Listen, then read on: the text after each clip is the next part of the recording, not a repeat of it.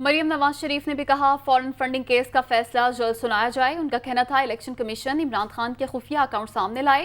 پرویز الہی کی حیثیت ایک عدالتی وزیر اعلیٰ سے زیادہ نہیں ہے۔ اگر قومی ادارے کھلواڑ کریں گے تو مزاحمت کریں گے۔ فیصلہ نہ آنے پر حکومتی اتحادی جماعتوں کی مشاورت سے الیکشن کمیشن کے باہر دھرنا دینے کا عندیہ دے دیا۔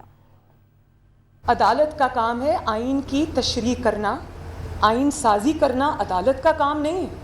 اور اگر آپ نے آئین سازی کرنی ہے جو کہ آپ نے کی تو آپ پارلیمنٹ کو تالا لگا دیں۔ پرویز الہی صاحب ہمیشہ کے لیے عدالتی وزیر اعلیٰ کہلائیں گے۔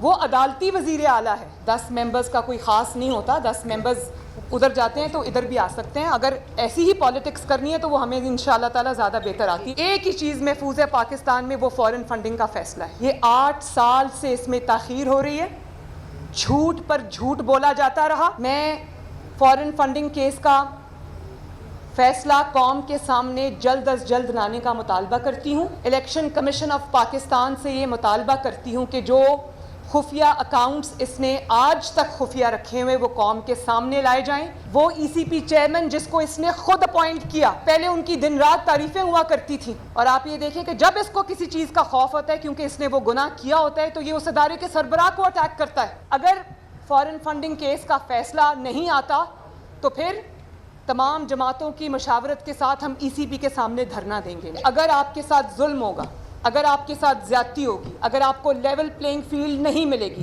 اگر قومی ادارے عمران خان کے لیے اداروں کے وقار کو سٹیک پہ لگائیں گے بلکہ قربان کریں گے تو ہمارا فرض ہے اس کے لیے مزاحمت کریں۔